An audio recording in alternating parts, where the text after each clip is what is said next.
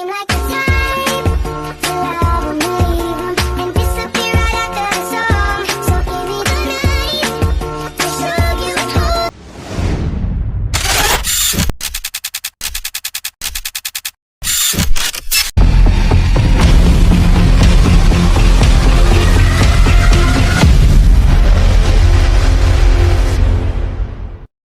Assalamualaikum warahmatullahi wabarakatuh. Yang saya takdimi pengasuh Pondok Pesantren Zainul Hasan Genggong, yakni Kiai Muhasan Mutawakil Allah. Yang saya hormati Rektor Uzzah Dr. Abdul Aziz Wahab BAMAG. Yang saya hormati dosen pengampu studi psikologi umum Pak Nur Amin MPDI. Di sini saya akan menjelaskan hasil PPT saya yang berjudul Membangun Relationship dengan memahami karakteristik manusia komunikan. Dan perkenalkan, nama saya Nuraini Afiah, Fakultas Tarbiyah Prodi PAI. Membangun good relationship dengan memahami karakteristik manusia sebagai komunikan adalah hal yang sangat penting dalam proses komunikasi yang efektif, baik dalam konteks pribadi, sosial, maupun profesional. Komunikan adalah pihak yang menerima pesan dalam suatu proses komunikasi.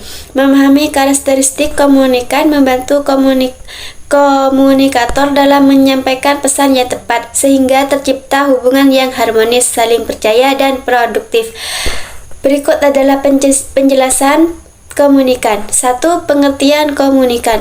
Komunikan adalah orang atau kelompok yang menerima, menangkap, atau menafsirkan pesan yang disampaikan oleh komunikator. Komunikan tidak bersifat pasif. Mereka memberikan tanggapan balik yang mempengaruhi jalan komunikasi.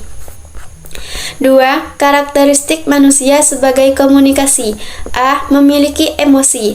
Manusia adalah makhluk emosional. Mereka merespon pesan tidak hanya dengan logika, tetapi juga dengan perasaan. Emosi ini bisa berupa senang, sedih, marah, takut, dan sebagainya.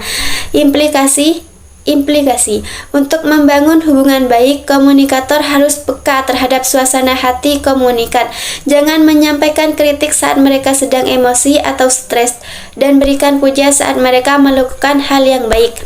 B. Memiliki latar belakang berbeda. Setiap orang memiliki latar belakang budaya, agama, pendidikan, sosial, dan pengalaman hidup yang berbeda-beda. Implikasi. Komunikator harus menyesuaikan gaya bicara, istilah yang digunakan, dan sikap terhadap komunikasi sesuai dengan latar belakang mereka. Misalnya, berbicara dengan sopan kepada orang yang lebih tua, atau menggunakan bahasa yang sederhana untuk anak-anak. C. Berpikir subjektif. Manusia menafsirkan pesan berdasarkan sudut pandangnya sendiri, yang bisa jadi berbeda dari maksud si pengirim pesan. Implikasi. Pastikan pesan yang disampaikan jelas, tidak menimbulkan ambiguitas, dan usahakan ada umpan balik agar bisa diklarifikasi jika terjadi salah paham. D. Menyampaikan nilai dan keyakinan. Setiap individu memiliki nilai-nilai dan kepercayaan pribadi yang mereka pegang erat. Ini sangat mempengaruhi bagaimana mereka menerima pesan. Implikasi. Hindari menyampaikan pesan yang menyinggung nilai-nilai pribadi komunikan. Tunjukkan rasa hormat dan toleransi terhadap perbedaan.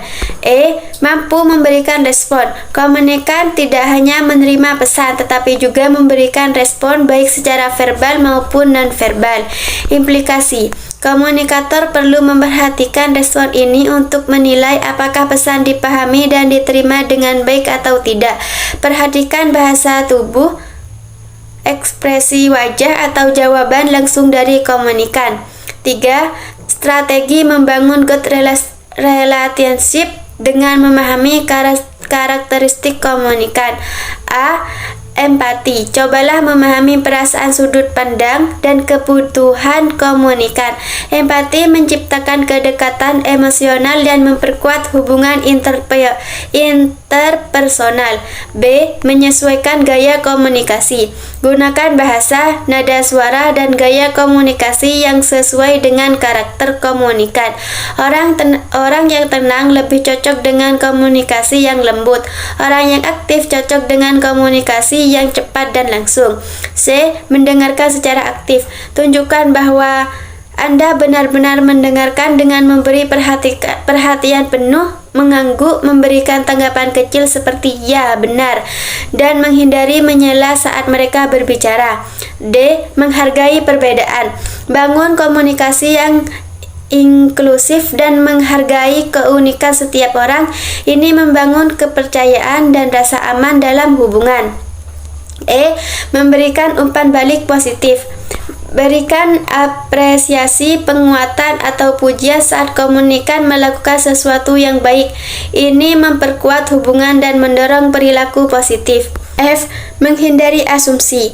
Jangan langsung menilai atau menyimpulkan sesuatu tentang komunikan tanpa mengetahui fakta yang lengkap. Ajukan pertanyaan terbuka untuk menggali informasi lebih dalam. 4. Contoh penerapan dalam kehidupan sehari-hari. 1. Di tempat kerja, manajer memahami bahwa tiap karyawan memiliki kepribadian berbeda. Ada yang pendiam, ada yang terbuka untuk membangun hubungan yang baik. Manajer menyesuaikan pendekatan diskusi 4 mata dengan si pendiam dan diskusi kelompok untuk yang lebih ekspresif. 2. Dalam keluarga, orang tua memahami bahwa setiap anak memiliki cara pandang dan emosi yang berbeda. Anak yang sensitif perlu didekati dengan kelembutan, sementara anak yang logis perlu diajak diskusi terbuka. C. Di lingkungan sosial, seseorang yang aktif dalam organisasi akan lebih berhasil menjalani relasi jika ia mampu berkomunikasi dengan empati dan menghargai perbedaan latar belakang anggota-anggotanya.